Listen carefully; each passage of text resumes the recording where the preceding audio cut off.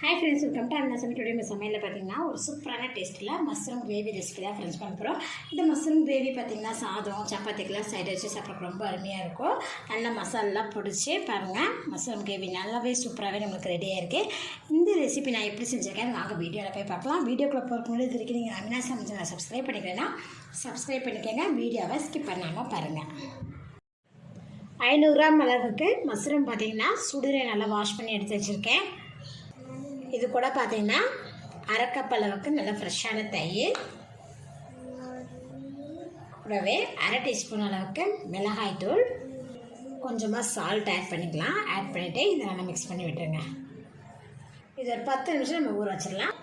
Mixie ஜாரில் 2 பெரிய வெங்காயம், இது கூட பார்த்திங்கன்னா 2 தக்காளி பழம்,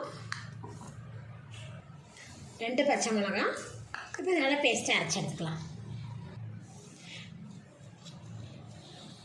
நம்ம அரைச்சிருக்க இந்த பேஸ்ட்டு பார்த்திங்கன்னா இந்த கிரேவிக்கு பார்த்திங்கன்னா நல்ல ஒரு திக்னஸ் கொடுக்கும். அது இல்லாமல் டேஸ்ட்டும் நல்லாயிருக்கும்.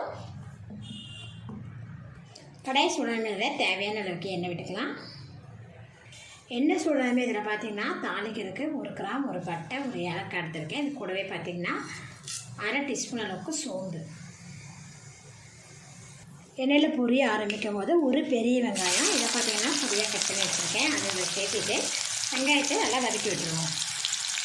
வெங்காயம் பார்த்திங்கன்னா ஓரளவுக்கு நல்லா வதங்கி வரும்போது இது கூட பார்த்திங்கன்னா 2 டீஸ்பூன் அளவுக்கு இஞ்சி பூண்டு பேஸ்ட் போட்டுவிட்டு பச்சை வாசம் போகிற அளவுக்கு நல்லா வதக்கி விட்டுருவோம்.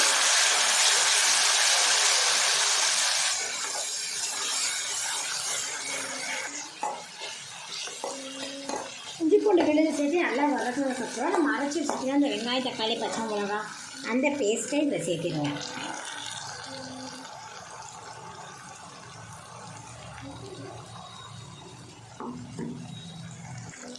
நல்லா இதை கூட சேர்த்து மிக்ஸ் பண்ணிவிட்டு வதக்கி விட்டுருவோம். அரைச்சத்தில் விழுதை பார்த்தீங்கன்னா நல்லா வதக்கிட்ட பாருங்க. எண்ணெய் தெரிஞ்சிருக்கும். இப்போ ஃப்ளேம் லோ ஃப்ளேமில் வச்சுட்டு இதில் மசாலா பொருள் நம்ம ஆட் பண்ணிக்குவோம். மஞ்சள்தூள் பார்த்தீங்கன்னா அரை டீஸ்பூன் அளவுக்கு சேர்த்துக்கங்க. கூடவே மல்லித்தூள்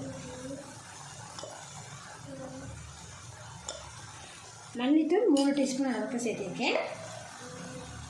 ஏற்கனவே 2 பச்சை மிளகா அரைச்சி சேர்த்திருக்கோம். அது இல்லாமல் பார்த்தீங்கன்னா மஷ்ரூமில் வேறு மிளகாத்தூள் சேர்த்திருக்கோம். உங்களுக்கு எப்படி காரமோ அது தகுந்தபடி நீங்கள் மிளகாத்தூள் சேர்த்திக்கலாம். இது கூடவே பார்த்திங்கன்னா 2 டீஸ்பூன் அளவுக்கு கரம் மசாலா தூள். இப்போ இதை லோ ஃப்ளேம்லேயே வதக்கி விட்டுருவோம்.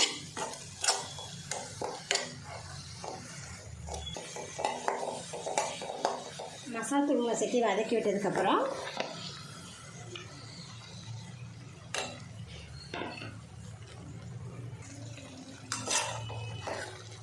ஊற வச்சுருக்கிற மஷ்ரூமை சேர்த்து நல்லா மசாலாவோட மிக்ஸ் பண்ணி விட்டுருங்க.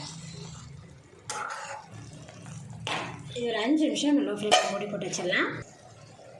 5 நிமிஷம் பார்த்திங்கன்னா லோ ஃப்ளேம்லேயே வச்சுட்டேன். மஷ்ரூம் பாருங்கள் நல்லா கொஞ்சம் வதங்கி மசாலா பிடிச்சி பார்த்திங்கன்னா கொஞ்சம் நல்லா வதங்கிட்டு இருக்கு.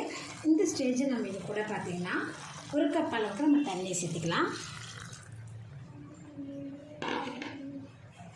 வெங்காயம் தக்காளி அரைச்சலையே அந்த மிக்ஸி ஜாரில் அதுலேயே பார்த்திங்கன்னா கொஞ்சமாக தண்ணி சேர்த்து ஒரு நல்லா சாசி இதில் ஊற்றிட்டேன்.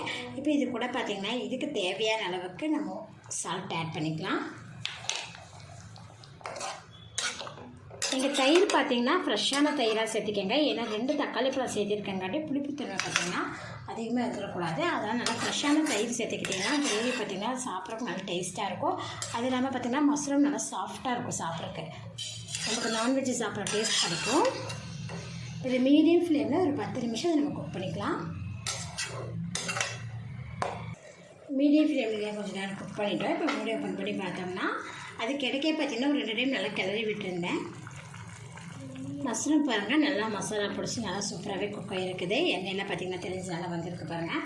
இந்த ஸ்டேஜில் நம்ம இது கூட பார்த்திங்கன்னா அரை டீஸ்பூன் அளவுக்கு ஜீரகத்தூள் சேர்த்திக்கலாம். கூடவே பார்த்திங்கன்னா பொடியாக நறுக்கிற கொத்தமல்லி தழை. இப்போ நம்மளுக்கு பார்த்திங்கன்னா மஷ்ரூம் கிரேவி நல்ல டேஸ்டியாக ரெடி ஆகிடுச்சு ஃப்ரெண்ட்ஸ். இப்போ நம்ம ஸ்டவ் ஆஃப் பண்ணிடலாம்.